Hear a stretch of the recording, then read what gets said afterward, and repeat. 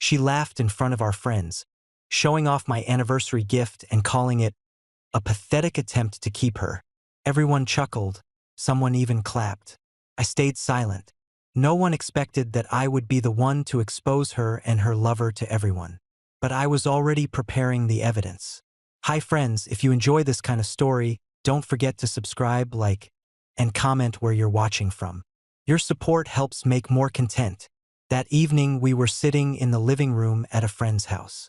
It was an ordinary Saturday dinner. The smell of roasted chicken, soft music in the background, clinking glasses. Everyone laughed, discussed vacations and the latest news. I sat in an armchair, listening, answering briefly, and no one noticed how tightly I was holding my glass to keep my hands from shaking. I felt like a stranger in my own marriage. Jennifer, my wife, shone across from me. She deliberately ignored me, joked with the neighbors, acting as if her husband was just a shadow. When someone mentioned anniversaries, she suddenly pulled out the pendant I had given her the week before. She waved it in the air, showed it to everyone, and with a laugh said, "This is how men think they can fix serious problems with a cheap trinket." Laughter rolled through the room. Someone whistled. Someone clapped. I pretended to smile, but inside it burned. I noticed she kept her phone close at all times.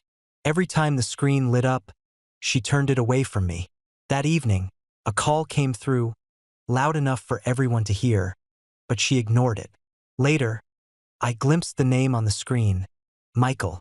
She quickly slipped the phone into her purse as if nothing had happened. I acted like I hadn't noticed, kept nodding along to other people's conversations. But that was the final straw. Not the laughter, not the mockery of my gift, but the fact that she didn't even bother to cover her tracks. I stayed silent. Not a single word of reproach, not a single scene. I knew any outburst would only make me look weak. But I also knew silence can be louder than any scream. And in that silence, I began to build a plan. Every glance she gave her phone, every message, every small clue, they all became pieces of a larger picture I was determined to complete. That night, I didn't argue with her. When everyone left, she calmly went to bed without even noticing my cold stare. I remained downstairs at the table and wrote the first line in a notebook. Michael. Number. Time of call. That was the beginning. Sometimes revenge doesn't start with a scream. It starts with a quiet note in a notebook. The following days passed like any other on the surface, but beneath that calm mask every second was a calculation. I woke up early, made coffee, kissed Jennifer on the cheek before she left for work, and went about my day as if nothing had changed. She looked me in the eyes, she even smiled sometimes, and I matched her expressions without hesitation. But each time she reached for her phone and tilted it away from me, I remembered that name flashing across the screen. Michael.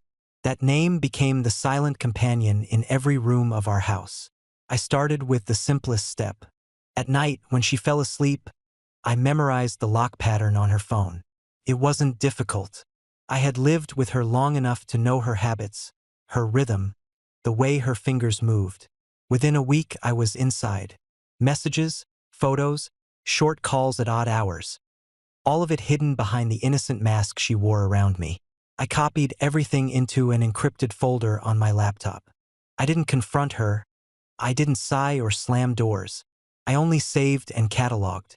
Each message was dated, each picture labeled. It was like laying bricks one by one, building the walls of a house no one else could see. She often claimed she had late meetings or that she needed to stop by the gym for extra training sessions. I encouraged her, pretended to be supportive, told her she deserved time for herself. But instead of sitting at home, I began following from a distance. My truck was old but reliable, and with a baseball cap and tinted windows, I became invisible in the flow of traffic. Twice I watched her meet him outside a small cafe on the edge of town. They laughed the way we used to laugh years ago. She leaned across the table, her hand brushing his arm. He wasn't a stranger. He looked like a man who believed the world owed him something. Clean-cut, expensive watch, the kind of smile that sells trust but hides calculation. I took pictures through the windshield, zoomed in just enough to capture faces and gestures. When I returned home, she kissed me on the cheek and asked about my day. unaware that her betrayal was already preserved in digital frames. The hardest part was the silence. Every instinct in me wanted to confront her, to shout, to demand answers. But I had learned the value of patience. Silence gave me power. Silence gave me time to see the full picture. One night, after she fell asleep with the phone clutched in her hand, I gently slid it free. My heart pounded as if I were committing a crime in my own home. I opened her messages again, but this time I searched deeper. Hidden apps, disguised names, conversations filled with coded phrases. They thought they were clever, but patterns always reveal themselves. Lunch with a friend was never lunch. Late workout was never about exercise. Copied it all. Still, evidence was not enough for me. I needed to understand the man himself. Who was Michael? Where did he come from? Why did he think he could step into my life and tear it apart without consequence? I reached out to an old acquaintance, a man who had worked in security before starting his own discreet investigative business. His name was Victor, and though we hadn't spoken in years, he listened carefully as I explained. He asked for 3 weeks, no more, no less. I agreed. In those weeks, I maintained my role as the quiet husband. I made sure dinner was on the table, bills were paid, and conversations stayed light. Jennifer joked that I had become calmer lately, that maybe age was finally softening me. I smiled, nodded, and tucked away the bitterness that wanted to spill out. She had no idea that every day I checked my encrypted folder, adding new files, organizing them by date and location, layering proof upon proof until the truth was undeniable. By the end of the second week, Victor contacted me. He wanted to meet in person. We sat in his office, blinds half drawn, the hum of a small fan filling the silence. He inserted a flash drive into his computer and pulled up photos. Jennifer stepping into a hotel lobby, Michael already waiting inside. The two of them leaving hours later, close enough that they could have been one shadow. Then another sequence. The gym parking lot, her slipping into his car, her wedding ring missing from her hand. My jaw clenched, but I said nothing. Victor studied me, waiting for an explosion that never came. Instead, I asked him to continue. What struck me most was not just Jennifer's betrayal but Michael's pattern. Victor had followed him further and discovered that Jennifer was not the only one. There were other women, married women. Each interaction followed the same rhythm. A casual meeting at the gym or a cafe, then late-night calls, then secret hotel rooms. Victor counted at least 4 different women in less than 10 days. For homes fractured, for husbands kept in the dark. My pain suddenly felt less isolated. I wasn't just betrayed. I was one of many. That realization didn't lessen the weight, it sharpened it. I drove home that evening with the flash drive in my pocket. When Jennifer asked about my day, I told her work had been exhausting and went upstairs. In my office, I loaded the images onto my computer, arranged them in folders, and backed them up on a secure drive. I stared at one picture longer than the others. Her leaning against Michael's shoulder, smiling in a way she hadn't smiled at me in years. My pulse slowed. The anger was there, deep and simmering, but colder now, sharper, almost surgical. She believed she was safe in her lies. He believed he was untouchable in his charm. But I was building something neither of them could see, something far more dangerous than rage. That night, I lay in bed beside her, listening to her steady breathing. She turned in her sleep and rested her arm across my chest, a gesture she probably thought still meant something. I stared at the ceiling, wide awake, and knew I was no longer the man she thought she could deceive. I was no longer the husband waiting for scraps of attention. I had crossed into a different kind of silence, one that held weight, one that could break walls. She slept peacefully, but I was awake, and I was writing the next chapter in my mind. The next stage of my silence became a discipline. I rose each day as though nothing was happening, shaved, ate breakfast, and went to work while Jennifer followed her usual schedule. To the world around us, we were still a couple who had simply grown quieter over the years, but inside my head a storm gathered. I no longer looked at her with sadness or confusion. Instead, I studied her as if she were a puzzle, analyzing every word, every glance, every small lie. She believed her game was clever, that she could erase calls, clear messages, hide photos, but what she never understood was that nothing digital ever truly disappears. I was already several steps ahead of her. By now my folders were overflowing. Each date had its own section. Each picture was labeled with time and location. There were screenshots of messages where she wrote how much she needed his strength, or how this was what she had been missing for years. I didn't flinch as I read them. I copied them, archived them, made sure they were impossible to erase. The more evidence I gathered, the calmer I became, because I knew the truth was no longer a suspicion. It was a weapon waiting for the right moment. But the story wasn't only about me anymore. Victor kept digging, and what he found reshaped everything. Michael wasn't simply reckless. He was systematic.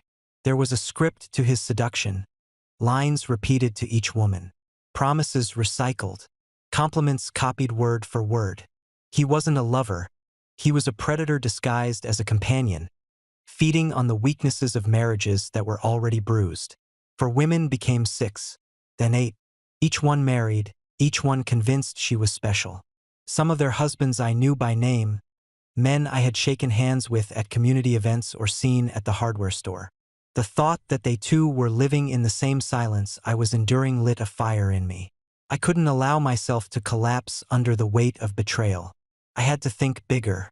One evening I stopped at a local bar and by chance ran into Alan, a man I had once built a patio for. We talked about old projects, about the economy, about trivial things, and then casually I mentioned the gym. His expression shifted ever so slightly, a tightening around the eyes, a hesitation before he answered. He said his wife had recently become obsessed with her workouts, gone for hours at a time, returning flushed and distant. I nodded, offered nothing, but later that night I drove to his house and showed him a single photo. His wife in Michael's car, laughing like a teenager. Alan's face drained of color. He stared at it in silence, then asked me how long I had known. I told him the truth. Long enough. He confessed that he had suspected something, but he hadn't had the courage to confirm it. Now he had confirmation, and it cut him in half. I didn't tell him my whole story. I simply told him this wasn't an accident. It was a pattern. He understood. Within days, more names surfaced. Another husband, then another. I met them quietly in coffee shops, in the corners of parking lots, in my office after hours.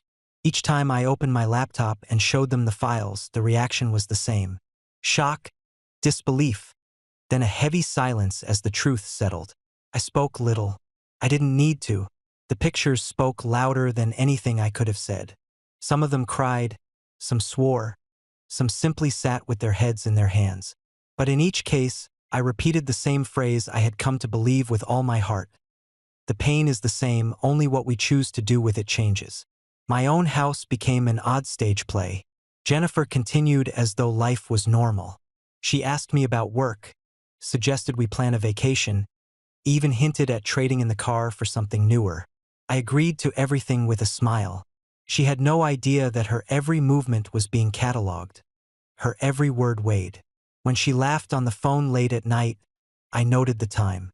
When she said she was meeting friends but I knew exactly where she was going, I saved the location. The silence between us grew, but she mistook it for distance, maybe even for apathy. She had no idea it was the calm before a storm she could never imagine. The idea of confrontation in private lost all appeal to me. It would give her a chance to deny, to twist, to cry, to manipulate. I wanted something cleaner, something that would leave no room for excuses. I wanted the truth to reveal itself in a way that no one could escape. The question became not whether to expose, but how. Timing was everything, and timing had to be perfect. Victor provided me with access to more of Michael's digital footprint. Fake accounts, hidden messages, secret reservations at motels outside the city, even a small apartment rented under another name that he used exclusively for his affairs. The man believed he was untouchable.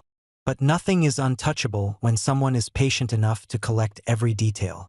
The deeper I went, the more meticulous I became. I cross-referenced names, dates, gym schedules. I mapped it like a blueprint, a structure where every beam was a lie and every wall another betrayal. and I realized something else. This wasn't just about me being cheated on. This was about a man who made a game out of destroying families. I could no longer think only of my marriage. The scale of his manipulation demanded something larger than personal revenge. I remember one Saturday evening when Jennifer was in the kitchen preparing dinner. She hummed to herself as if nothing in the world was wrong.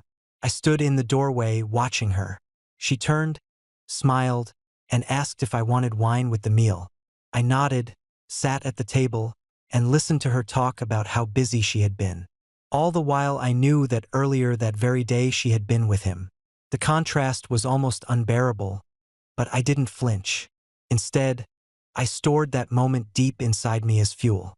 The duality of her pretending to be the wife while living a double life gave me all the confirmation I needed that the plan I was building was not only justified, it was necessary.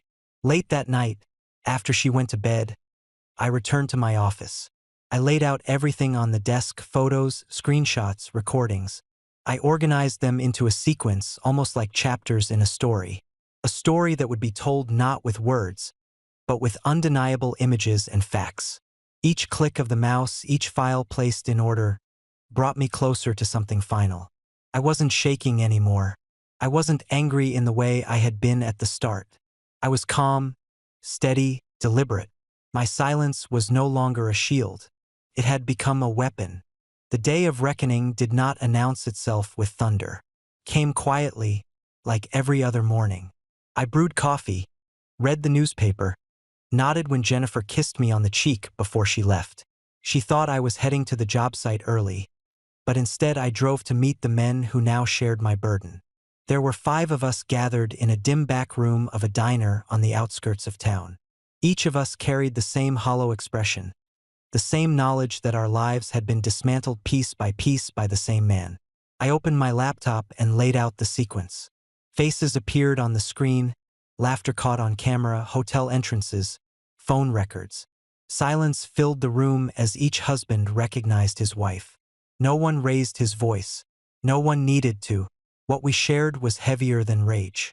When the last image faded, I looked at them and said only this: the pain is ours, but the fall will be his. Heads nodded.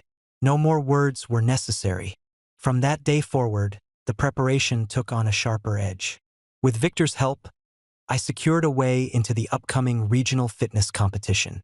Michael was the face of the event, his image plastered on posters, videos, banners. Sponsors praised him, the gym community idolized him.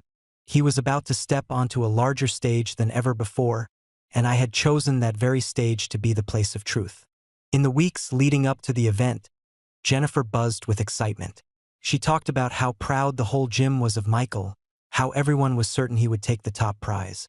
I nodded along, silent, supportive, giving no hint that I had already ensured his victory would never happen. She thought I was distant because of work. She never realized that every time she praised him, she was laying the groundwork for her own humiliation. On the morning of the championship, the gym was transformed into an arena. Families filled the seats, local reporters set up their cameras, and a giant screen towered behind the platform. I arrived early, blending into the crowd with a plain cap and an expressionless face. The other husbands were there too, scattered across the bleachers, each in his own corner. We did not acknowledge one another.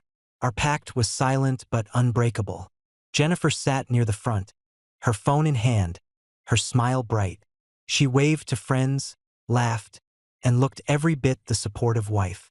She had no idea that the ground beneath her was about to crumble. The lights dimmed, the announcer's voice boomed, and Michael strode onto the floor with the arrogance of a man who believed the world belonged to him. The crowd erupted in applause. He lifted his arms, pointed to the ceiling, soaked in the attention. The music swelled and the screen behind him flickered to life, showing highlights of his career, clips of his training, motivational quotes. He smiled wider, feeding off the energy. And then, in a heartbeat, everything shifted.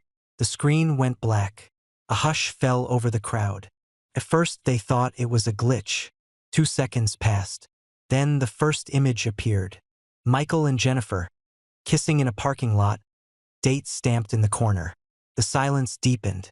Another video played, them in a restaurant, hands intertwined across the table.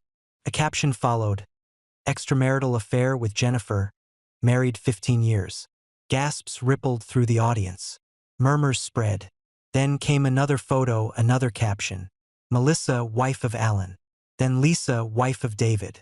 One by one, the names and faces filled the screen, each image undeniable. Wives caught in embraces. Smiles meant for secrecy, now magnified for everyone to see. The crowd erupted into chaos. Shouts, cries, disbelief. Some people stood, pointing, others covered their mouths. The husbands I had met sat stone-faced, their wives' faces frozen in horror beside them. Jennifer's phone slipped from her hand. Her smile vanished as she stared at the screen, pale and trembling. She turned instinctively to find me, and when her eyes finally caught mine across the gym, I did not look away. I held her gaze with a coldness she had never seen before.